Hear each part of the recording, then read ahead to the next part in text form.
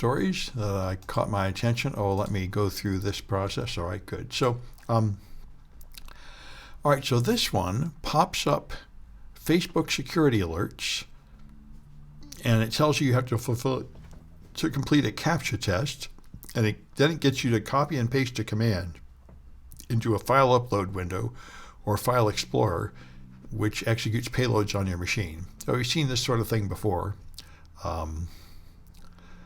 All right, and hitting a lot of countries.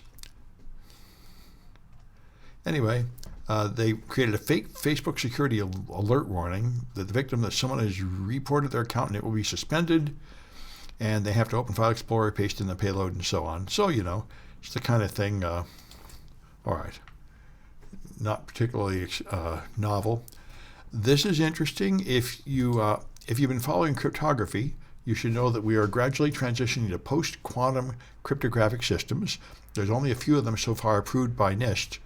And SSH on GitHub is now going to support post-quantum security as one of the options. And they have this thing called SNTRUP, which I have not heard about. So maybe there's another post-quantum system that's approved, or it's a version of it. Anyway, I've got some projects in my cryptography class where you set up a post-quantum web server. There are just a few algorithms now approved, and they're post-quantum because they supposedly cannot be broken even when we have quantum computers working, which we don't have yet. All we have are very early prototypes that don't really accomplish much.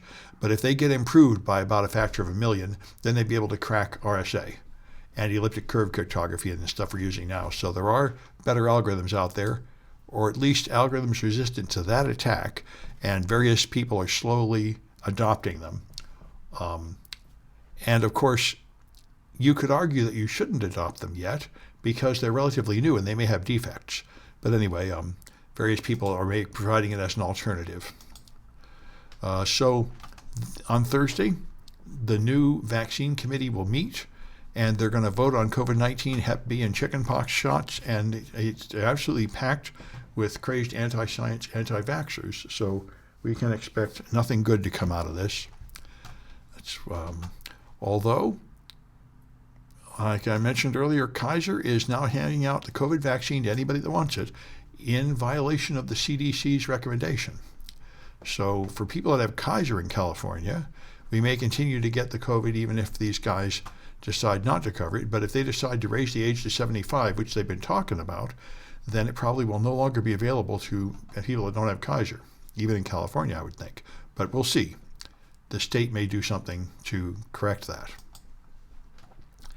So the United States has now twice blown away boats in Venezuela when we could have easily stopped them and arrested these people and then had some effort to decide if they're actually guilty. We are now like a rogue nation with just piracy on the open seas. We just go there and kill people, summary execution, and then say they committed a crime, which we never prove anything about. This is the strange thing about fascists. They love violence, like Trump wanted to put spikes on the Rio Grande wall and alligators in the Rio Grande to kill the migrants that come across, and he wanted to shoot protesters in the legs for protesting Black Lives Matter and such. This is a very common thing about fascists. I think it's got something to do with the mental illness that makes them think that they deserve to rule the world and think of themselves as a god. They really enjoy torturing people and sort of laughing as they get hurt. So just killing people when you could easily capture them and just declaring that they're guilty, like the people he deported to that concentration camp in El Salvador. They said, you never proved they were the right people, and in several cases they absolutely were the wrong people that were innocent. And he said, no, if I say they're guilty, they're guilty. That's all there is to it. We don't need trials or anything anymore. They're very common fascist stuff to do. And so the CVE program is the U.S. government runs it, and it rates vulnerabilities and it's got a score from 0 to 10. And it is used by everybody. It's used by antivirus products and security products of all kinds and security researchers and security bulletins. And yet it ran out of money a few months ago because Doge cut it. And They only temporarily extended the funding briefly, and so there's been a lot of people saying we have to take it out of the government since the Trump administration is not interested in doing anything that benefits people, and we should be run it by private sector. And they are now resisting letting that happen. They're saying, no, we have to keep it in CISA, even though CISA is being cut, and it's at the will of Trump. And since Trump no longer seems to have to go through any checks and balances, and he seems to control the U.S. Treasury in violation of the Constitution, it seems like he can just cut any program he wants at any time, and he randomly does. So it's not a good idea for all the security products in the world to depend on this CVE program under the control of the U.S. government, which can no longer be trusted. So the battle is going on, but they won't let go of it. We'll see what happens. I think I also heard that they're going to try making a European alternative to it, which is a very good idea, because Europe is no longer content to trust America for pretty much anything, since we pretty much come out to be the enemy of Europe and the enemy of NATO. And there's a trick like Trump did last week that might have fooled some people. It sort of confused me for a while. He said, well, I'll punish Russia for invading Ukraine as long as every other NATO member quits buying Russian oil. But it turns out there are 2 or 3 NATO members, like Hungary, that are totally on board with Russia and are buying the oil and support Russia. So that will never happen. So this is just a way for him to not help Ukraine and not punish Putin and pretend he's going to by putting an impossible condition on it. Anyway, so Mark Zuckerberg seems to make an awful lot of stupid moves. First he bet on the metaverse, and that was a disaster. And now he's going all in on AI. Now his greatest thing is another generation of smart glasses. I guess those are the glasses. They don't look very good. Kind of hard to believe people are really going to want those. These are the Orion augmented reality glasses. So he's claiming that the glasses are going to be so useful that people that don't have the glasses will be at a cognitive disadvantage. The glasses will make you so much smarter. So I doubt that. And he has a real track record of having a lot of stupid ideas where he invests a ton of money in something thinking everyone's going to love it, and it doesn't work out. How many ads will they show for a given interval? Yeah, that's a good point. That's in the modern world, yes. It'll probably show TikTok videos and ads or something is what it'll show.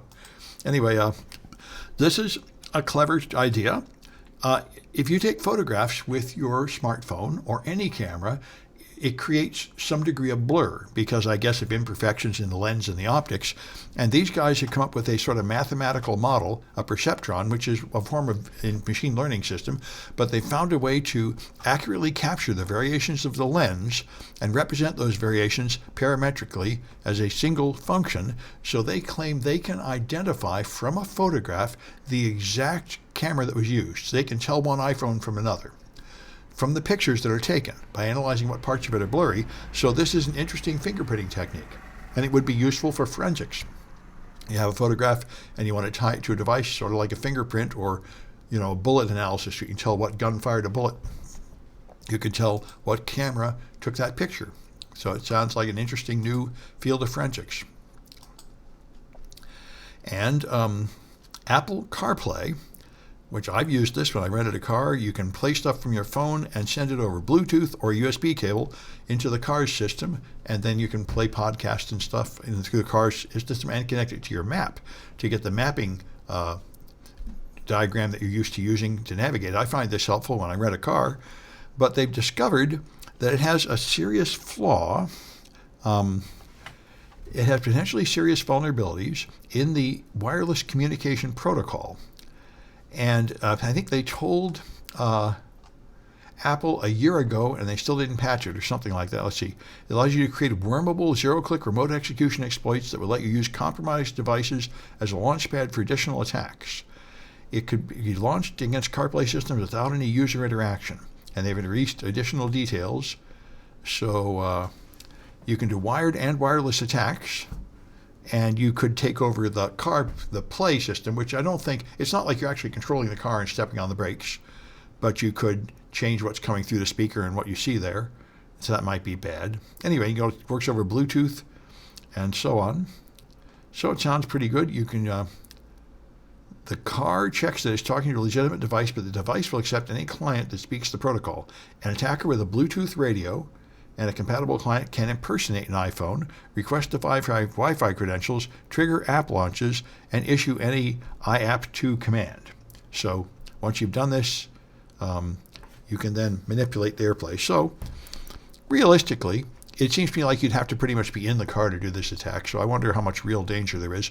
But in principle, you could make a spreading worm that would infect all the cars and play Rickroll them or something. Anyway, I think Apple finally patched it.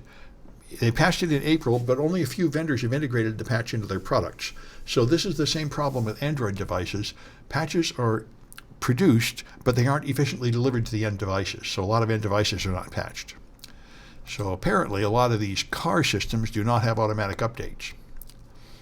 Anyway, this is the one. They took more than a year to patch this one. This was a payment card used, and apparently a very popular one.